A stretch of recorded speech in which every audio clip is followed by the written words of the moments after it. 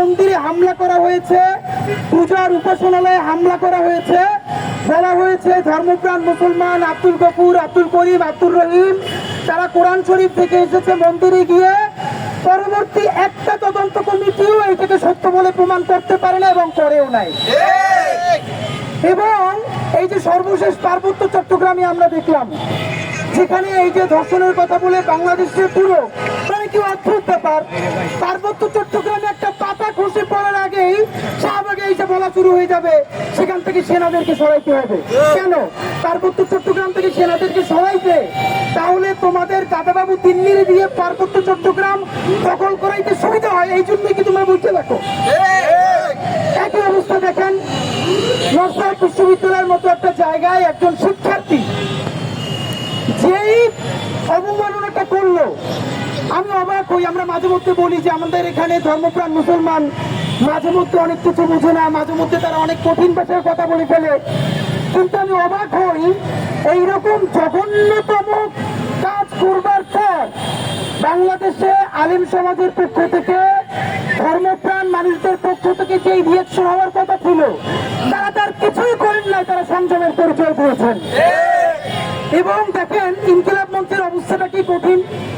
আমরা প্রত্যেকটা এইরকম বিপদে আগে আমাদের ধর্মপ্রাণ মুসলমানদের হাতে পায়ে ধরে বলি, ভাই প্লিজ, আলিফ ভাইকে যখন হত্যা করা হয়েছে প্লিজ বলেছি আল্লাহর ওয়াস্তে আপনারা সংযত থাকেন।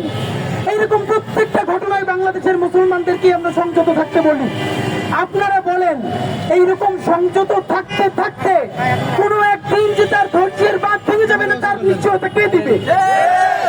আমাদের কেউ তো কয়েকদিন পরে মানুষ বিশ্বাস করতে শুরু করবেন। এখন অনেকে বলে থাকেন ধৈর্য ধরা কি শুধু এখানে বাংলা মুসলমানদেরই কাজ, তাদেরই সমস্ত দায়? আপনাদেরকে একটা উত্তর দিই ভাইয়েরা, হ্যাঁ, এই বাংলাদেশের স্বাধীনতা সার্বভৌমত্ব টিকিয়ে রাখা, এখানে ইসলাম, ইনসাফ, দ্বীন, সাংস্কৃতি থাকবে না, এর সাথে বাংলাদেশের স্বাধীনতা সার্বভৌমত্ব সরাসরি প্রশ্ন জড়িত। বাংলাদেশের স্বাধীনতা সার্বভৌমত্ব অক্ষুণ্ণ থাকলে পরেই এখানে ইসলাম থাকবে, এখানে ইমাম থাকবে, এখানে মুসলমান থাকবে।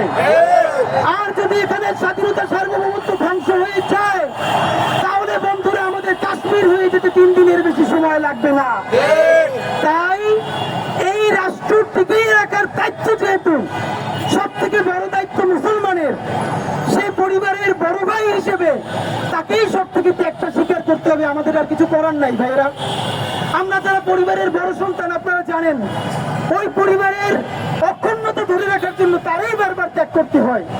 এখানের মুসলমানরা হলো বাংলাদেশ নামক রাষ্ট্রের সব থেকে গুরুত্বপূর্ণ স্বাধীন সার্বভৌম সন্তান। সুতরাং তাই বাঁচাই রাখার জন্য তারাই বারবার ত্যাগ করতে হবে, কারণ এই রাষ্ট্র যদি ধ্বংস হয়ে যায় তাহলে অন্যদের কোনো দুঃখ নাই, তারা আনন্দই পাবে। আপনাদেরকে আর একটা কথা আজকে বলি, বাংলাদেশের মুসলমানদের একটা সমস্যা হইলো তারা কোথায় কোথায় বলে তারা 90%। ভাই এই 90% থেকে বের হয়ে আসেন। আপনি যতদিন না পর্যন্ত বুঝবেন এই 90% বলার মধ্য দিয়েই আপনার চাইতে ধরা হয়েছে, ততদিন আপনি এখানে কিছুই করতে পারবেন না। এই বাংলাদেশের 18 কোটি মানুষের মধ্যে মুসলমান পরিচয়ের মানুষেরা হলো সব থেকে বড় কালচারাল মাইনরিটি। প্রমাণ আমি আপনাকে বলি, তার বড় প্রমাণ হলো কোন মন্দিরে যদি সামান্য হামলা তো দূরের কথা, কোন ষড়যন্ত্র হয় তাহলে বাংলাদেশের বিশ্ববিদ্যালয়ের শিক্ষক, এনজিও বাদী থেকে শুরু করে সবাই সেটার পক্ষে মুহূর্তেই রাস্তায় নামতে পারেন। কিন্তু মুসলমানের নিজের জীবনের থেকেও পবিত্র কোরআনে কারিমকে যদি লাথি মেরে নষ্ট করা হয় তাহলে তার পক্ষে বলা তো দূরের কথা, তার ব্যাপারে একটা সামান্য শব্দের প্রতিবাদ করা কেউ